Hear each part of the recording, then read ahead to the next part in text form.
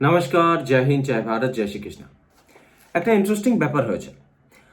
কাংলু মোল্লাদেরকে এবার কলকাতা বই মেলাতে, মানে বইমেলা 2026-এ আর স্টল লাগাতে দেওয়া হচ্ছে না। মানে অফিসিয়ালি কাংলু মোল্লাদের স্টল এবার আমাদের বই মেলাতে থাকবে না। ইন্টারেস্টিং ব্যাপার এটা। দেখুন, নিউজ আশা করি দেখতে পাচ্ছেন। Bangladesh Bangladesh absent from Kolkata international book fair again.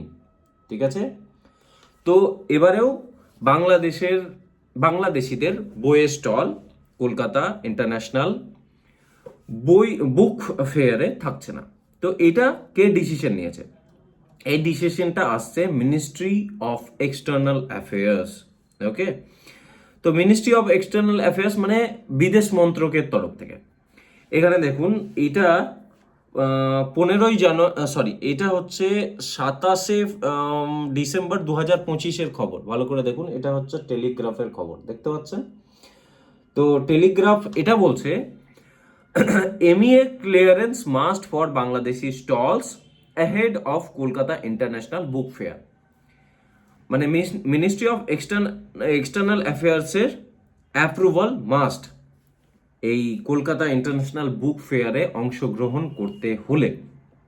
ওকে, এবং ফাইনালি আমরা দেখতে পেলাম যে মিনিস্ট্রি অফ এক্সটার্নাল অ্যাফেয়ার্সের তরফ থেকে অ্যাপ্রুভাল দেওয়া হয়নি। তো তার মানে এবারে কাংলুরা আর স্টল লাগাতে পারছে না আমাদের কলকাতা বই মেলায়। ঠিক আছে, দেখুন এটা ইম্পর্টেন্ট, এই জিনিসটা আপনাকে বুঝতে হবে। সরি, আমি আপনাদেরকে এরকমভাবে মানে নিউজ ক্লিপিং বা নিউজ আর্টিকেলকে দেখাচ্ছি, কারণ যেহেতু আমি আমার ঘরে নেই, আমি ট্রাভেল করছি। সো বেসে না থাকলে এরকম প্রবলেম হয়, আশা করি আপনারা বুঝতে পারছেন। সো প্রবলেমটা কি? প্রবলেম হচ্ছে যে এই মুহূর্তে বাংলাদেশ এবং ভারতের যে দ্বিপাক্ষিক সম্পর্ক, সেটা কিন্তু একদম তলানিতে। আপনারা জানেন যে ওখানে হিন্দুদের উপর কীরকম নির্যাতন হচ্ছে, এবং ভারত হিন্দু প্রধান দেশ।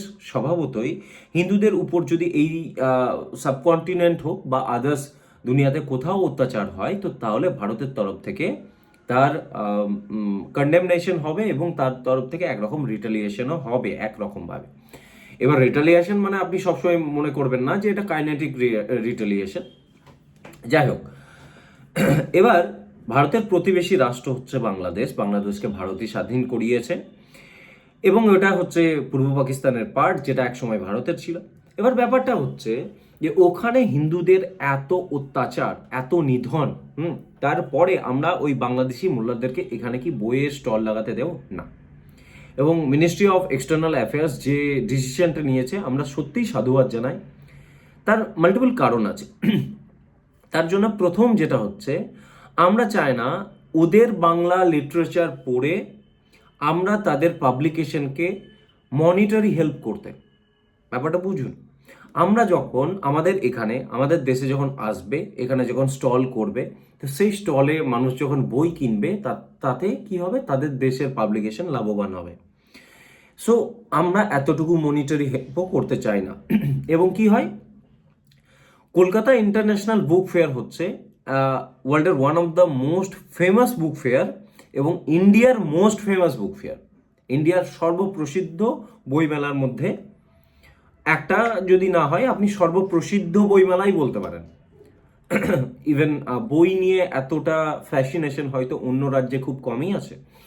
যাই হোক, তো সেই জায়গাতে বাংলাদেশিদের লিটারেচার হোক, সাহিত্য হোক বা অন্যান্য ক্ষেত্রে হোক, অন্যান্য ক্ষেত্রে মানে সায়েন্সের ক্ষেত্রে তো কিছুই নেই ওদের, তো সেটা বাদ দিলাম। তো লিটারেচার হোক, সাহিত্য হোক, সেই সমস্ত ক্ষেত্রে ওদের যে সমস্ত কাজ আছে, ওরা যে কাজ করছে, তো তাদেরকে তো আমরা শোকেস করতে চাই না। ভাই, তোমরা যে পন্থাতে চলে গেছো, তোমরা যে জিহাদি, তোমাদের ওই জিহাদি পনার জন্য তোমরা নিজে দায়ী। এবং তোমরা যেভাবে দীপুদাস হোক বা আদার্স হিন্দু যুবক হোক, যুবতীদেরকে যেভাবে মারছো, যেভাবে রেপ করছো, ধর্ষণ করছো, ঘর জ্বালিয়ে দিচ্ছ, তাদেরকে জ্যান্ত পুড়িয়ে দিচ্ছ, এই দেখার পর যদি ভারত সরকার এখানে বা মিনিস্ট্রি অফ এক্সটার্নাল অ্যাফেয়ার্স এখানে এই কাংলু মোল্লাদেরকে যদি এখানে বইয়ের স্টল লাগাতে দিত এবং এখানে ব্যবসা করতে দিত, স্বভাবতই সব থেকে বেশি প্রেশার ফিল করতো ভারত সরকার বা আমাদের মিনিস্ট্রি অফ এক্সটার্নাল অ্যাফেয়ার্স। এবার আপনি বলতে পারেন যে এটা তো রাজ্যের মেলা, এটা তো কেন্দ্রের হাত নয়। যে পশ্চিমবঙ্গের রাজ্যের মেলা, একদম ঠিক কথা, পশ্চিমবঙ্গ রাজ্যের মেলা, এটা তো কেন্দ্র সরকার মেনটেন করে না, এটা রাজ্য সরকার মেনটেন করে। তো তাহলে এখানে তো মমতা ব্যানার্জি চাইতেই পারতেন বা বলতেই পারতেন যে হ্যাঁ ঠিক আছে, আমার যেহেতু ভোট ব্যাংক আছে এখানে, এখানকার, এখানেও তো ওনার বাংলাদেশি মুসলমান ভোট ব্যাংক আছে, এখানকার মুসলমান আছে, তো ভাইজানদেরকে উনি তো কোনোভাবেই বিরক্ত করতে চান না বা অসন্তুষ্ট করতে চান না, তো উনি তো অ্যাপ্রুভাল দিতেই পারতেন না। অ্যাপ্রুভাল উনি দিতে পারেন না। উনি হয়তো স্টল লাগানোর অ্যাপ্রুভাল ধরুন এখানে দিয়ে দিলেও অ্যাকচুয়ালি ওরা আসবে কি না আসবে, ভিসা পাবে কি না পাবে, সেটার ডিসিশন ওনারা নেন না, ওটা ওনার হাতে নেই। কাকে ভিসা দেওয়া হবে, কার ভিসা ক্যান্সেল করা হবে, কার ভিসা অ্যাপ্রুভ করা হবে কি না হবে, সেটা ঠিক করবে home ministry and external affair ministry. So সেটা মমতা ব্যানার্জির স্বভাবতই হাতে তো নেই।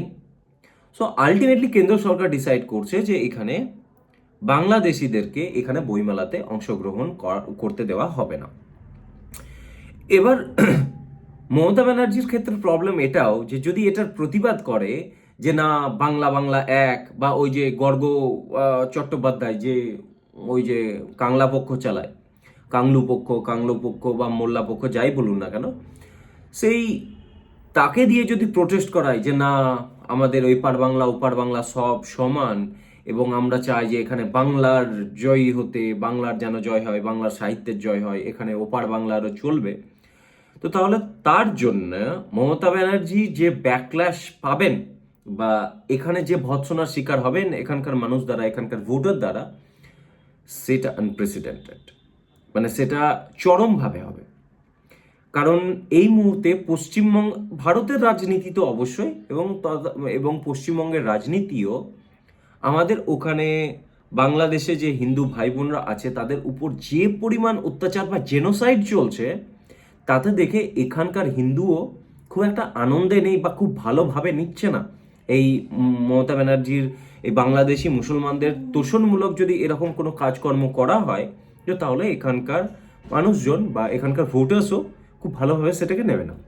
এটা মমতা ব্যানার্জি খুব ভালোভাবে বোঝেন।